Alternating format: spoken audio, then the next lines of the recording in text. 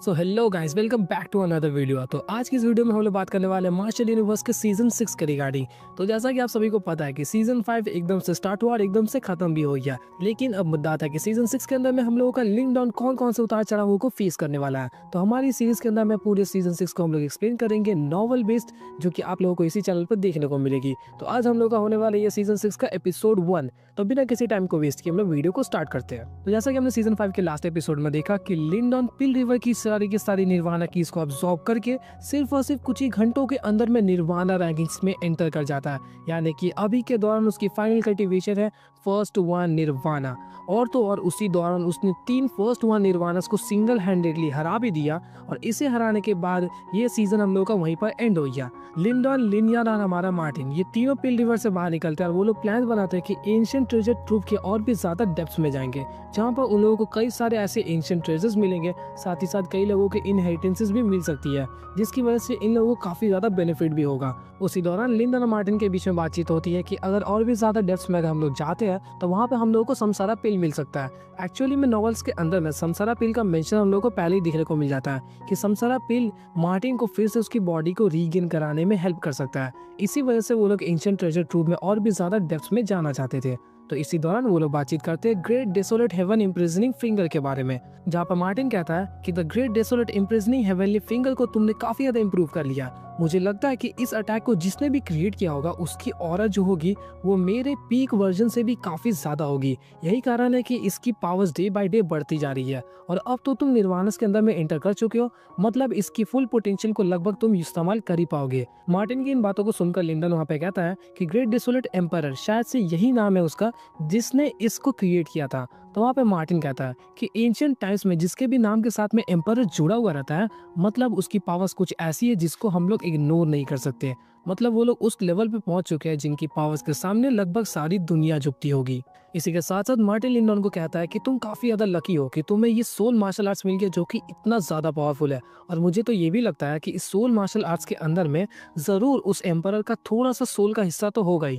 इसी वजह से तुम्हारी जो सोल की कल्टीवेशन है इतनी तेजी से इनहांस होती है, और तो और तुम्हारा सोल इतना ज्यादा स्ट्रॉन्ग है। बस हम इस बात का अंदाजा लगा सकते हैं कि वो एम्परर कितना ज्यादा पावरफुल होगा कि उसका थोड़ा सा सोल का हिस्सा हमारे यहाँ के धरती और आसमान को हिला के रख दे रहा है। और ये सभी बातें करते हुए वो धीरे धीरे करके और भी ज्यादा डेप्थ्स में जा रहे थे। तो उसी दौरान वहाँ पे लिंडन कहता है कि हम लोग जितनी गहराई में जाएंगे समसारा पिल के मिलने के चांसेस उतने ज्यादा बढ़ जाएंगे। और इसके साथ साथ मैं एंशिएंट ट्रेजर ट्रूप को और भी ज्यादा एक्सप्लोर करना चाहता हूँ, क्योंकि अगर मुझे और भी सोल मार्शल आर्ट्स मिल गया फिर तो मजे ही मजे। और इसी दौरान मार्टिन जैसे ही समसारा पिल का नाम सुनता है तो उसकी आंखों में अलग ही चमक आ जाती है, लेकिन वो इस दौरान इस बारे में कुछ भी नहीं बोलता। वो कहता है कि मुझे लगता है कि ये जो एंशिएंट ट्रेजर ट्रूप है वो जरूर कई सारे सेट्स का अलायंस होगा।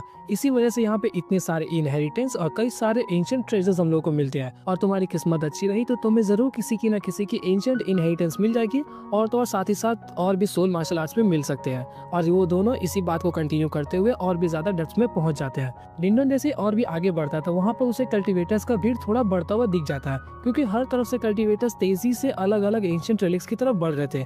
तो लिंडन को वहीं पे एक छोटा सा एंशिएंट रेलिक दिखाई देता है, जो कि एक्चुअली में एक एंशिएंट सेट का रिमेन बचा हुआ था, और वो सेट का नाम था डार्क बोन सेट।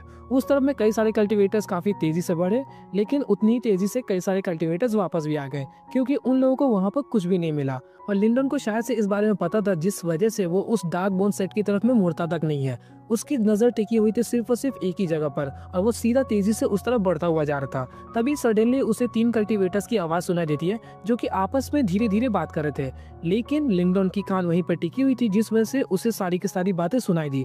तो उन लोगों के बीच बातचीत हो रहा था कि 3 लो रैंक एम्पायर से कल्टीवेटर्स मिले हैं, जिनके पास में एशियन सील है, जिसके लिए वहाँ पे कई सारे कल्टीवेटर्स उसे घेरे वहाँ पर रखे हुए हैं, और वो लोग उनसे उसे छीनना चाहते हैं। तो वहीं पर उन तीनों कल्टीवेटर्स में से एक पूछता है कि आखिर वो कौन से एम्पायर से है।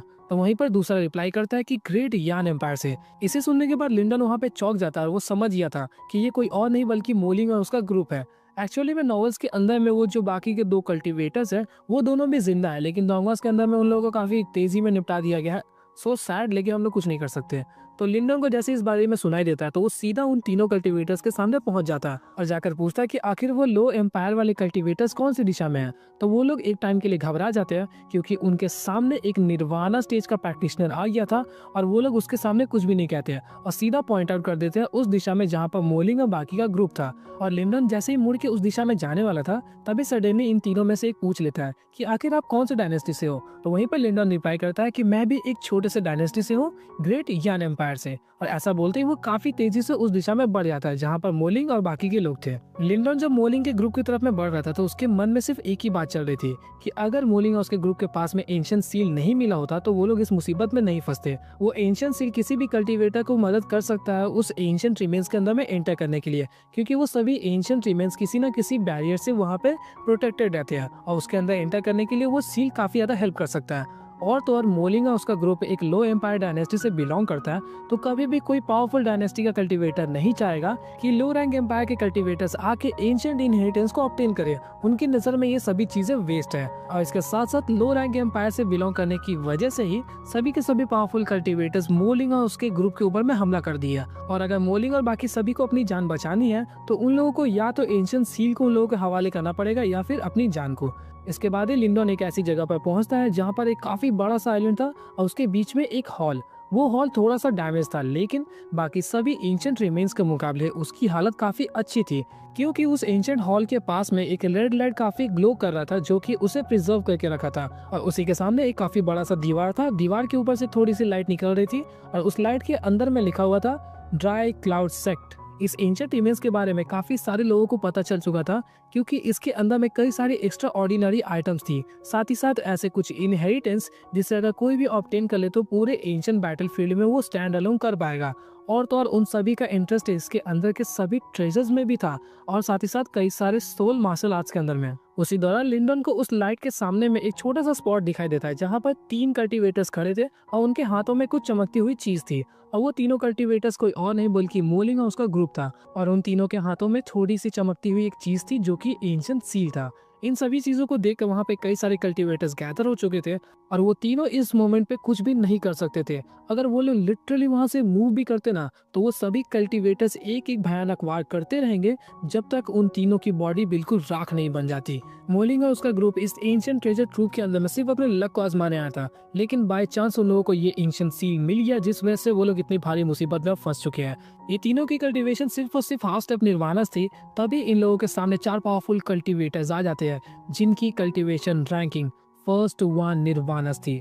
मतलब उन चारों के सामने इन तीनों का कोई भी मैच नहीं था और वो चारों धीरे धीरे करके इनकी तरफ में बढ़ रहे थे और इस मोमेंट से उन तीनों का बच पाना लगभग इम्पॉसिबल था।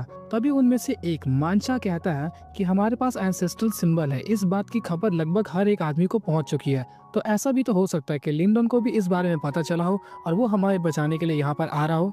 तभी वहाँ पे मोलिंग इस बात पे थोड़ी देर सोचता है और फिर कहता है कि अभी की जो सिचुएशन है वो बिल्कुल भी सही नहीं है।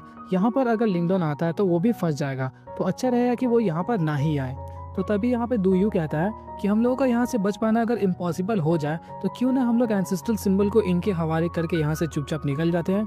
तो वहाँ पर मोलिंग कहता है कि ऐसा बिल्कुल भी पॉसिबल नहीं है, क्योंकि इनके हाथ में जैसे ही एंसेस्ट्रल सिंबल मिलेगा ये लोग हम लोगों को वहीं पे जान से मार देंगे। और मोलिंग की इन बातों को सुनकर ये दोनों यहाँ पे काफी ज्यादा निराश हो जाते हैं। तभी उनके सामने वो जो 4 फर्स्ट 1 निर्वाणा प्रैक्टिशनर्स थे उनमें से एक लौंडा जो कि ग्रीन रोब पहने हुए था वो सामने आके कहता है कि तुम लोगों ने क्या डिसाइड किया, एंसेस्ट्रल सिंबल हमारे हवाले करोगे या फिर हम लोग उसे छीन ले। तभी मोलिंग थोड़ी देर इस बात पे सोचता है और फिर कहता है कि हमारे पास 3 एंसेस्ट्रल सिंबल है और अगर हम लोग बाई चांस तुम्हें ये दे देते हैं तो तुम लोग आपस में इसे डिवाइड कैसे करोगे, क्योंकि तुम सभी के सभी इस एंसेस्ट्रल सिंबल को ही लेने के लिए आए हो। और इस बात को सुनकर सभी लोग वहाँ पे थोड़े से चौंक जाते हैं और उनको ये बात सही लगने लगी, तो आपस में उन लोगों की खुसर फुसर स्टार्ट हो गई। तो उसी दौरान वहाँ पे वो ग्रीन रोब वाला कल्टीवेटर कहता है कि तुम्हें इस बारे में सोचने की बिल्कुल जरूरत नहीं है, तुम चुपचाप वो एंसेस्ट्रल सिंबल हमारे हवाले कर दो, वरना ये तुम्हारे लिए बिल्कुल भी अच्छा नहीं होगा। और इस बात पर जब मोलिंग का कोई भी रिप्लाई नहीं आता है तो वहाँ पर वो चारों कल्टीवेटर्स उनके ऊपर में हमला करने जाने ही वाले थे। तभी सडनली वहाँ पे एक बूम का आवाज आता है और आसपास में काफी ज्यादा धूल मिट्टी उड़ जाती है और उसके बीच में सभी लोगों को कुछ भी दिखाई नहीं दे रहा था। तभी जब वो धूल मिट्टी शांत होता है तो उनके बीच दिखाई देता है एक पावरफुल कल्टीवेटर और इसे देखकर मोलिंग और उसके ग्रुप के मुंह से सिर्फ एक ही आवाज निकलता है, लिंडन। इसे देखकर वहाँ पे मोलिंग और उसका ग्रुप काफी ज्यादा खुश हो जाता है, लेकिन मोलिंग को चिंता था कि लिंडन भी अब इस मामले में फंस चुका है। लिंडन की इस हीरोइक एंट्री को देखकर वो ग्रीन रूफ वाला कल्टीवेटर पूछता है कि आखिर तुम कौन हो। तभी वहीं पे लिंडन कहता है कि ग्रेट एम्पायर यान डायनेस्टी एक लो रैंक वाला डायनेस्टी है, तो इसका मतलब ये तो नहीं हुआ कि तुम हाई रैंक वाली डायनेस्टी तुम्हें जब मन होगा तब आके हमें लूट के चले जाओगे। तो इसे सुनकर वो ग्रीन रूफ वाला कल्टीवेटर वहाँ पे थोड़ा सा गुस्सा हो जाता है और ये चैप्टर हम लोग का वहीं पे खत्म हो गया। So that's all for the video. So season 6 के अपकमिंग पार्ट्स के बारे में जानकारी के लिए आप लोग हमारे चैनल को सब्सक्राइब मार सकते हैं और हम आशा करते हैं कि इस वीडियो को आप लाइक जरूर करेंगे। तो मिलता है आपसे नेक्स्ट वीडियो में, तब तक के लिए गुड बाय।